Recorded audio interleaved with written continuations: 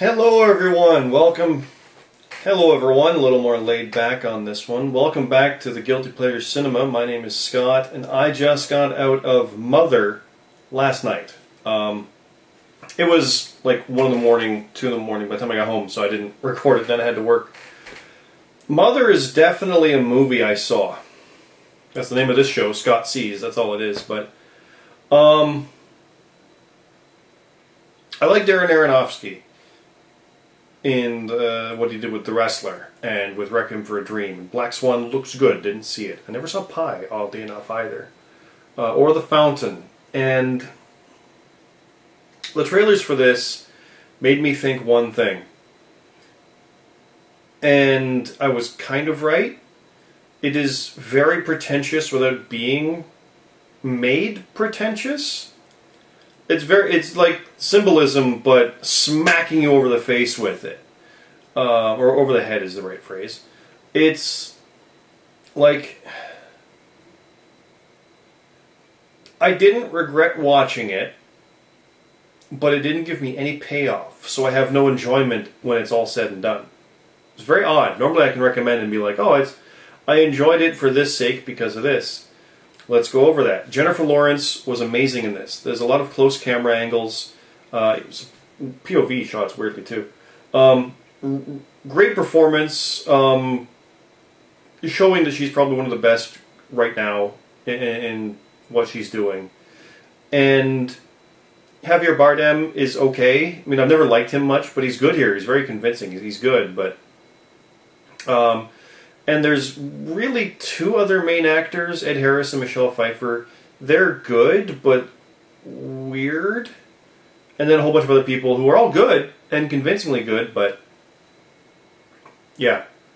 The design, like the way it was done production-wise, was fantastic. The audio is some of the best I've ever heard. That was on point, absolutely. The effects, when there were effects, were great. And it was incredibly well made. It was not made pretentiously, in the sense of, well, Manchester by the Sea is probably the best example of a movie that I just outright hated. There's elements and trickery in that where it's like this basic filmmaking 101, but they're like, look, see, do you see it? Do you see it? Do you see it? That's what that movie was like, but also not doing anything with it, because that wasn't a story worth telling, I felt. This is a story that worth telling, but they told it so weird, I don't know what story they told. And yet others like, oh, it's obvious. That's part of it. This is where it gets spoilery in the discussion, but it's really this theory and stuff as well. Because the movie's called Mother, and my interpretation of that is Mother Nature. And the only thing that I can say for sure about that going in was Jennifer Lawrence was on, I think, the Tonight Show, and mentioned that the house represents the earth. She's always trying to protect the house. She's Mother Earth, and Mother Nature, and the house is the earth, and yeah. So Javier Bardem isn't in the credits as him, with a capital H, and the only one, so he's God. And then a man shows up, so that's humanity, and he smokes, so that's pollution.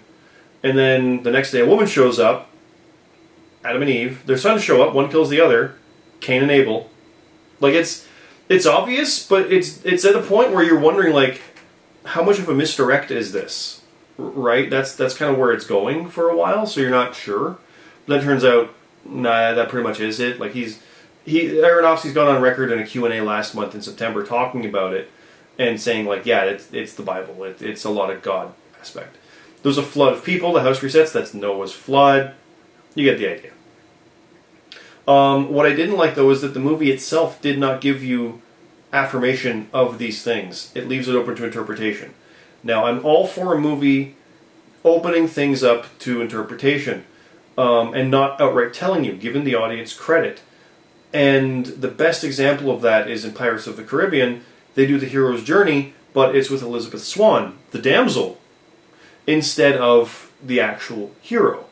You get things like in Avengers, when Iron Man sees a guy playing Galaga on one of the S.H.I.E.L.D. computers, well, that's foreshadowing the actual invasion later. And even though I saw that movie twice in theater, only until the Cracked article, when they pointed that out, I was like, oh god, of course. Okay, so when they lay it all out, it's fine. Sherlock Holmes, also with Robert Downey Jr., had moments where you'd see the scene play out, and then he'd be like, here's what happened. And they'd show you the bits again, revealing how he was there all along doing things. And he was in plain sight, you just never caught it. The sequel cheated in that they would have scenes happen, and then he would know how it happened, and the camera would move around to show where he was during it. Well, if you don't show us the first time, we can't be in on it and relish the fact of, oh, he's smarter than us, because he saw what we saw, but it was different. Because when they did it in the sequel, he saw things we didn't see. So it's a bit of a cheat. That's what this kind of felt like, in that we're not getting the full everything. And there's even a bit when one son comes in and says, they left you all alone? You know what this is, right? And walks off. It's like, no, we don't. And you know that. As a filmmaker, why would you include that? But there's dialogue here and there. Like, Bardem always wanted to get people a glass of water. Like, is this some kind of, like, water? Okay, so if she's Mother Nature, the house is the earth, is he the water? Then, like, because he's smoking, is that fire? And is she wind? So is this Captain Planet? Like, that's the problem with a movie like this. You can start just going down paths. Talking with Shauna and people when we saw it, we were theorizing everything from, I know Andra was saying, like, it felt like it was love, because there was a heart involved and things like that. I started thinking about the idea of how it's an auteur filmmaker having to deal with the studio system. There's a publisher involved, and it's involving with creativity and having taken away and compromised and made to something else, and the idea suffers. That's Jennifer Lawrence. He's the creator, he's a poet, people love it. You end up having to feed the system instead of feeding your creativity and taking care of it. Another I saw someone talk about was it's simply a writer or a creator and a muse, where all you do is take, and you never feed that muse. You just take from it what you can. And that, it kind of falls apart, but you can take that one. The other one I thought of was simply, it's a writer doing drafts of a story over and over and over, and just like starting over again, and like changing things, and erasing things, and doing things that the story might not like, but the story's telling itself, because that's a common writing trope, when the story and the characters start writing it more than you are. Like, it's just, this is what the character would do, and that tells you, instead of you deciding it. It actually happens. And it's not like some kind of supernatural thing, it's just like, I know how this character would think. He would say this, instead of I'm writing that he would say this. You just get in that mindset of that character and how the character would react, and you're thinking like it's an actual thing, but you wrote, right? So there's that aspect of it.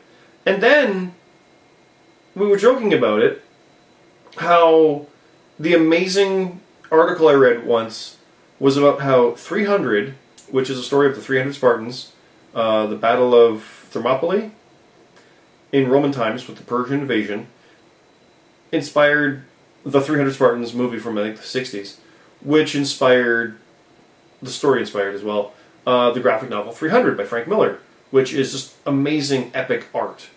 And that's what the Zack Snyder movie was. Like, that to a T, and it was incredible. I love that movie, it's so much fun. It's a real thing that really happened, embellished, obviously, for historical fantasticalness. But someone analyzed that story and said, this is a story about constipation. Because you've got this massive flow of the unwanted, and yet it's trying to push through this enclosed area with something that can't be beaten through. Constipation. And it goes into detail about it all.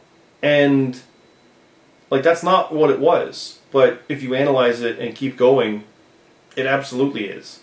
And people have done that with other movies. They go through and look at the ideas of a movie that's not intended that way and absolutely track it in a different way.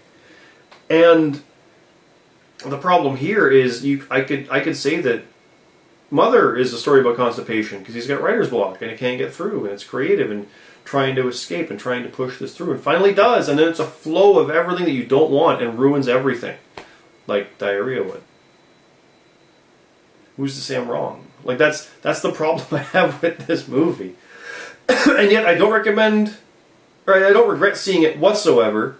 It's fantastically made. Jennifer Lawrence is going to win an award for it. Bardem probably will too. I wouldn't be surprised if Ed Harris and Michelle Pfeiffer get nominated. The production design is going to get awards for it. The audio design better win. Like, it's incredibly well made. It's not pretentiously made. Like, it's very straightforward in telling you the story it wants to tell. The story it wants to tell is not straightforward and is pretentious. And that's the big difference there. I recommend seeing it if you want to. Just know that it's frickin' weird and it's going to do things odd. And, yeah. The one thing I thought going into this movie was it's going to be like Un Chien Andalou, an Andalusian dog. It's a short film I watched in film class. I think it was by Salvador Dali, where it just does things and messes with the concept of film because it can. Like showing scenes out of order. Like you think Tarantino was doing it? This is from the 20s or 30s, I think, and it was doing it. The idea of someone falling over, snow falling on top of them 19 years before appearing as a tag text, and then the man gets up in the snow and keeps going what he was doing. Like, there's no cut during any of that. It's just, now it's 19 years before, but the scene didn't change. Because, like, that was the simply messing with the idea of film. That'd be like me talking about all this stuff, and then suddenly moving something into the shot and saying 20 years prior, but not cutting away or explaining it, and it's there now.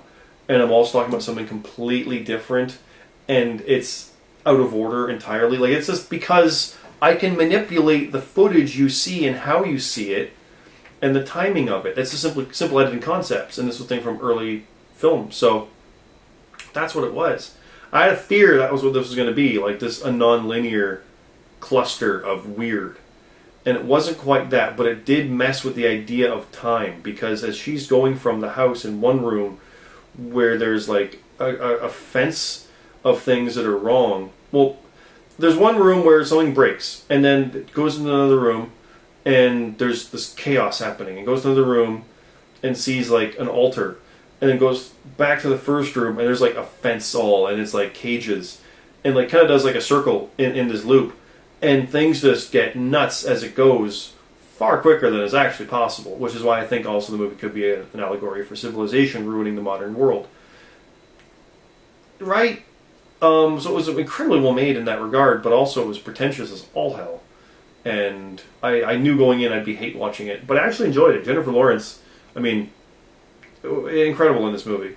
Aronofsky's direction is fantastic, but what the hell is it? I can't recommend it by its own merits because I need to know and understand what I saw before I can recommend it, and I don't. And that fact alone means I didn't enjoy it in a sense of what was it, but I enjoyed watching it. Like, I was along for the ride. I was like, where is this going? What is happening? Shauna realized at the end and texted Darren Aronofsky, tweeted at him, did you just make me watch The Giving Tree? She described it to me, how much she didn't like it and how bad it was, and then realized it's the same story. So that's 10 interpretations just based on that, and I could probably come up with something more now about how you're struggling to make things work or make ends meet with your job, and you have to quit that job to pursue a dream. And the allegory is when you do that, everything is thrown off, everything is at risk. You're doing it for the dream, but the things you do might not be things that the dream, like, it's not the way you want to go about it, but you have to do it to achieve that dream, and I'm still describing the movie. I just made that up. So that's right. And oddly enough, I still didn't really give any spoilers. That's this movie. Yeah, absolutely. Do check it out if you're curious about it. It is worth seeing on a big screen with good audio, so that could be theater bound for you, but if you have the home setup, do that. It's worth seeing for her performance as well, and the direction. Like, it's masterfully made, but it's just freaking weird. So yeah, that's that. Thanks for watching. It is GuiltyPleasureCinema.com, YouTube.com/CyclopsScott, Guilty Pleasure Cinema or Cyclops Scott all over. It's Cyclops Scott on Twitter and YouTube, Guilty Pleasure Cinema on Facebook. And also, you can find my stuff on Reckless Eating with Matt's stuff, on Zion Mainframe, on Jabba Radio, and my own stuff as well, obviously. So do check all that stuff out. And I know I keep saying it, but GPC stuff is coming. There's scripts all over. there's lots of scripts all over, and I'm planning on shooting stuff very shortly. I've got a lot shot already, and it's coming in. So we'll see how that goes and what happens from there, and then inspiration beyond. If I saw you at ThunderCon, no one came up to see me and said hi, so that's a bit of a bummer. If you did see me there, hey, I got the footage, that's coming too, but I'll leave it here for now. That's long enough on Mother. I've explained infinitely more than it did. Yeah. Thanks for watching. See you next time.